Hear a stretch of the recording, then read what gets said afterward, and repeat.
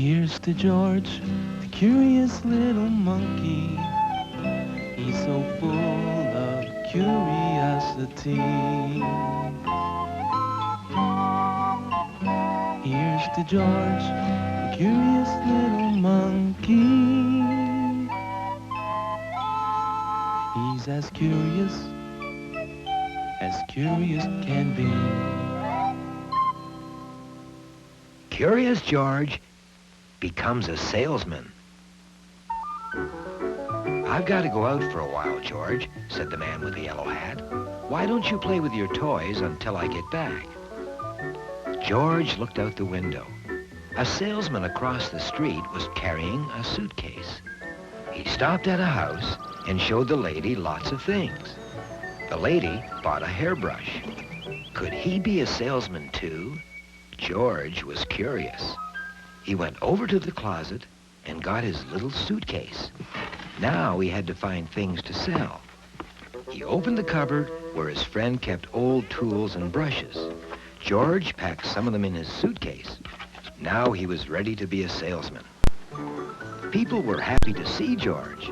"I'll take that brush," said one lady, and she gave George 50 cents.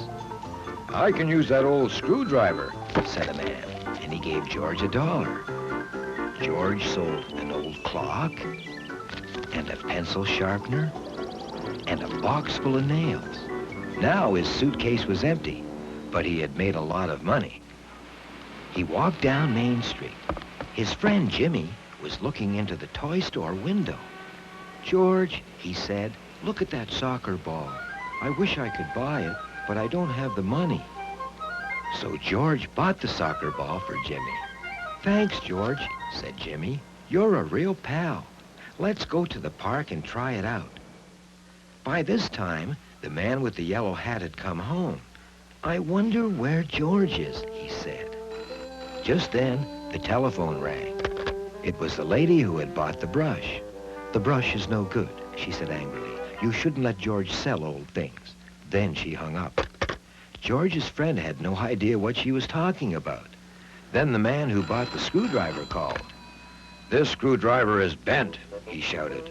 "I want my money back." The phone didn't stop ringing. More and more angry buyers called. None of the things George had sold seemed to work. The man still did not know what was going on. Then he thought of something. He opened the cupboard. It was nearly empty.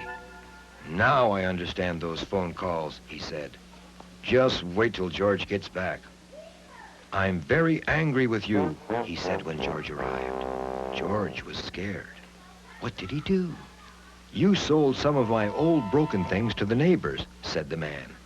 "They want their money back." But the money was gone. Just then, the telephone rang again.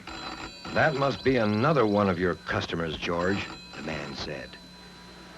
"I'm Jimmy's mother," a lady said. "It was very nice of George to buy Jimmy that soccer ball. Please thank him for me." "I will," said the man, and hung up. George was hiding behind the sofa. The man reached down and picked him up. He wasn't angry anymore. "Well, George," he said, "you shouldn't have sold those things. But it was nice of you to buy Jimmy that ball. I guess that makes up for it." Then the two of them went to all the houses where George had been and returned the money. "Thank you, George." "Good fellow." "Thank you." "Thanks, George." When they were finished, the man turned to George. "Why don't you go over to Jimmy's," he said, "and play with the new ball?" And so he did.